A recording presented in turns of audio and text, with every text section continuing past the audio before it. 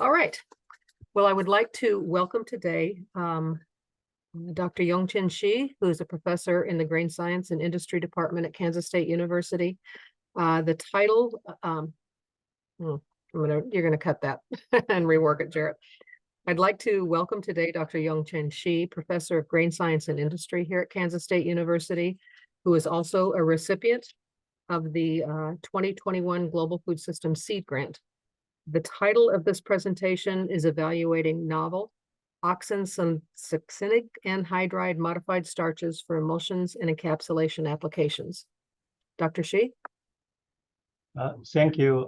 First, I want to thank the Global Food System for the support. I will talk about the octenylsuccinic anhydride modified starch for emulsion and encapsulation applications. The gamma arabic is widely used as an emulsifier in food and beverage applications, but gamma arabic is imported from Africa.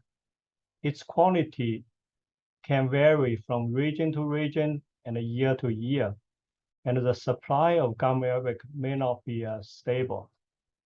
In contrast, the supply of starch is relatively stable, and the quality of the modified starch would be consistent.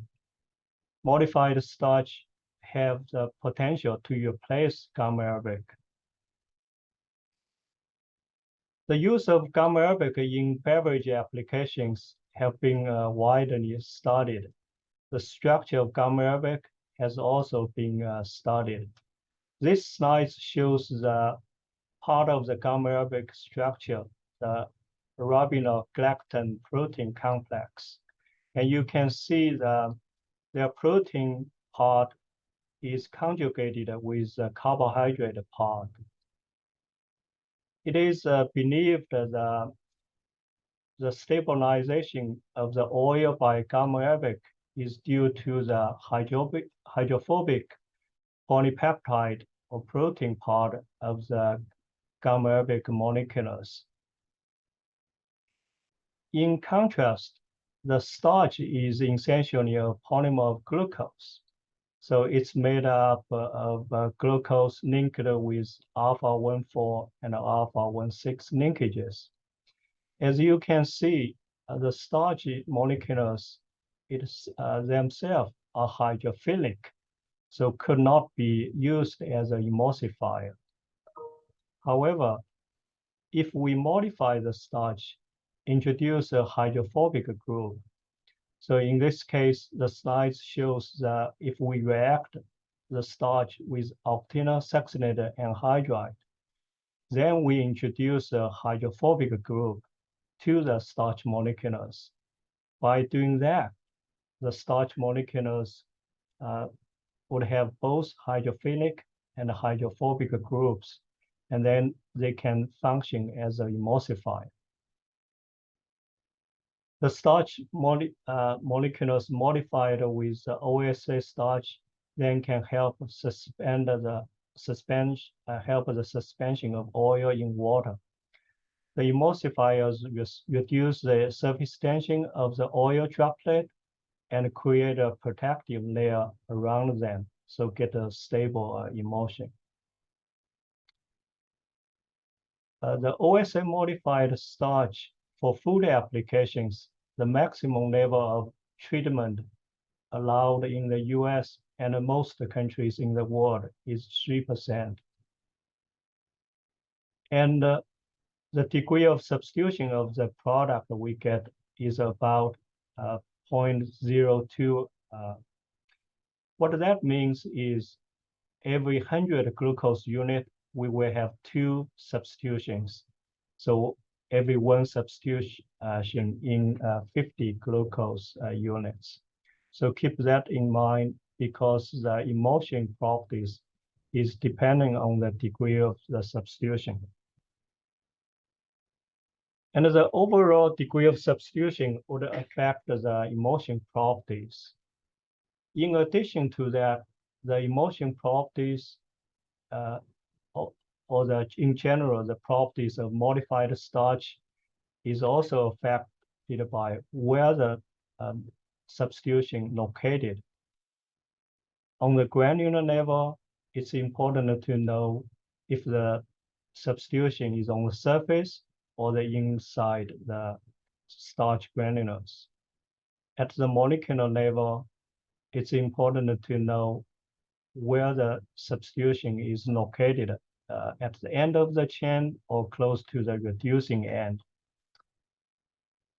On each individual glucose, it's also important to know which OH group is substituted at the 2 position or 3 position or 6 position.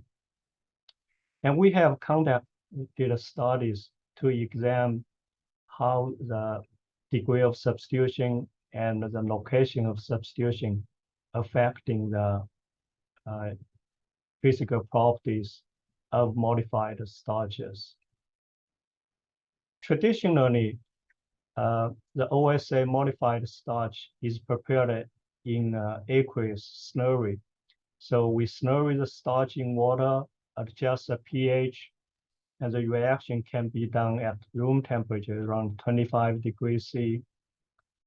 And then the OSA would be reacted to the starch granules.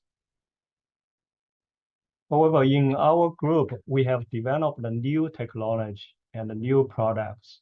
Using the new processes, then we can get the different structures of OSA modified starch, and that would give the different properties. And we have one granted US patent and one pending US patent. And as I indicated earlier, the properties of the OSA starch depend on the substitution, both at the granular level and the molecular level. One thing we have not done a lot is the application performance of the OSA modified starch. So in this project, our objective is to study the structure of OSA modified starch based on our patented and patent pending technologies, and evaluate the emulsion and encapsulation performance and compare with gamma arabic, which is an industrial standard standard emulsifier used in beverage applications. This is an outline of the different approaches we can make starch modified starch products. The first on the left here is a traditional slurry process. We slurry the starch in water and adjust the pH, react with OSA, and then recover the starch product. The reacted starch product can be further modified, converted by acid or enzyme. Our new developed process, including dispersed reactions. In this case, we slurry the starch in water, and then using an enzyme, heat the starch and use enzyme to convert the starch. After that, we then react with dissolved converted starch with OSA, and then we recover the OSA modified starch. So in this case, the OSA is reacted on the dispersed solubilized starch molecules. In contrast, the first approach, the OSA is reacted on insoluble starch granules. In addition to the dispersed reaction, we also developed the dry reaction. So in this process, we adjust the pH of the starch slurry to the acidic pH, and then filter, recover the starch. Then we blend it with starch with OSA, and then heat the starch, and then recover the starch. during the heating, we are converting and make the starch soluble. And then we characterizing the reacted starch product. The first important thing is to determine the degree of substitution, a percent of the OSA starch reacted to the product, and then determine or calculate the reaction efficiency. And we analyzing the bound and free OSA by titration method, NMR, and HPLC. In addition, we also analyzed the molecular size distribution of the product generated by gel permeation, and then determine the product solubility and viscosity and the color. I want to highlight some key results here. Using different approaches, we got slightly different reaction efficiency. The dry reaction we are doing, we get a higher reaction efficiency and get a higher, slightly higher degree of substitution. The bound OSA is also a higher. The slurry reaction and dispersed reaction gives a little bit lower degree of substitution. Particularly this slurry reaction gives a low degree of substitution. This is a traditional process, but the dispersed reaction gives relatively a higher degree of substitution. So in this reaction, we want to achieve the highest reaction efficiency possible. So both the dry reaction and dispersed reaction are promising and give relatively higher degree of substitution. When we evaluated the emulsion process, we did a lot of formulas, different starch to oil ratios. Here I want to highlight the key results here. And the emulsion also prepared with gamma arabic, which is a standard used in beverage, as I mentioned earlier. So in those emulsion evaluations, we varied the starch or gamma arabic to oil ratio. So we changed the oil ratio from 1:1 up to starch or gamma arabic to oil ratio to 1:3. So when the ratio is 1:1, the emulsifier to oil ratio is 1:1. Both gamma arabic and modified starches gives a stable emulsion.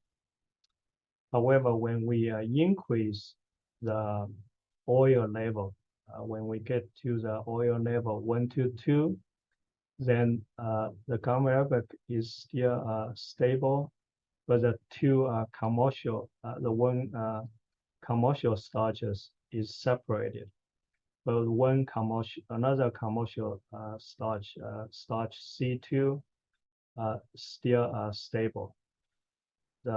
Both our lab-made samples, the starch L1 and the starch L2, those are our lab-made samples. They are still stable at the ratio 1:2. When we get to the further increase the oil level and get to the ratio of emulsifier to 1:3, then the emulsion using gamma arabic is not stable. So the oil and the water separated. One of the commercial samples also separated, but another commercial samples is not separated, but you can see the emulsion droplet size is much higher. So the droplet size, when it's higher, then indicating the material is getting agglomerated, or the emulsion become not stable. But in comparison, if we look at the two lab-made samples, even at a higher oil level, 1, 2, 3 starch to oil level, the emulsion is still stable. The particle size or emulsion droplet size is still relatively small. So we get the good emulsion from the both the samples made in the lab. And in those emulsion experiments, we used the weighting agent in the oil phase. And I want to explain that a little bit. So looking at the fundamentally the function of emulsifiers, for good emulsifier, the emulsifier needs to be rapidly absorbed to the oil droplet, lower the surface interfacial tension, and facilitate the droplet disruption. And that's for the emulsion, initial emulsion formation. To stabilize the emulsion, the emulsifier should generate strong repulsive forces and form the resistant interfacial layer, so protect the oil droplet, inhibiting the droplet aggregation. And those droplets, the oil and the water, they are not miscible. So thermodynamically, they are not stable. And the movement of the oil droplet is depending on a number of factors. We can understand that by using the Stokes law. So the movement or velocity of the oil droplet is depending on the density of the oil droplet and the density of the liquid phase and the particle size or droplet size and the viscosity of the liquid. So you can see if the difference between the water and oil phase is big, then the velocity of the oil droplet is big. If we can narrow the differences between the density of the oil droplet and the aqueous phase, then the movement of the oil droplet would be slowed down. So in the typical beverage flavor emulsion, we would have the oil droplet and then the emulsifier coating the oil droplet. But inside the oil droplet, normally there is a weighting agent is used. The purpose of the weighting agent is to increase the density of the flavor oil. So because of that, we studied the effects of the weighting agent on the emulsions and trying to fundamentally understand the emulsion properties of the starch and the gamma arabic. So we determined the interfacial tension of gamma arabic and OSA starch. And we can see we used the 3 commercial gamma arabic samples, and they vary somewhat among those between those 3 samples. But the commercial modified starch has a little bit higher interfacial tension, and gamma arabic samples have lower interfacial tension, so can reduce oil droplet, gives a good lowering the interfacial tension of the oil water system. But we also examined the different starches, different modified starches, and we noticed they are not the same. And because those starches are prepared by the different methods, so they have different structures. So that gives us the guidance is we can select maybe different processes and achieve the different properties of the starches. So in this case, we're using the 40% ester gum, which is an aiding agent, weighting agent, and the orange oil for that oil phase. And then we look at the interfacial urological modulus, particularly here, this slide shows the elastic modulus of the OSS starch and gamma arabic at the ester gum and oil interface. And you can see in general, the modified starch has a somewhat higher elastic modulus than the gamma arabic. And as we increase the ester gum level in the oil phase, the value changed. And for the gamma arabic, it decreased somewhat. And same thing for modified starch, but still the modified starch, they have a higher elastic modulus, indicating they form a probably thicker protective layer around the oil droplet. And then when we look at the stability of the emulsions, and this compares the gamma arabic and the modified starch using the emulsified to oil 1-to-1 ratio without using the weighting agent, without using the ester gum.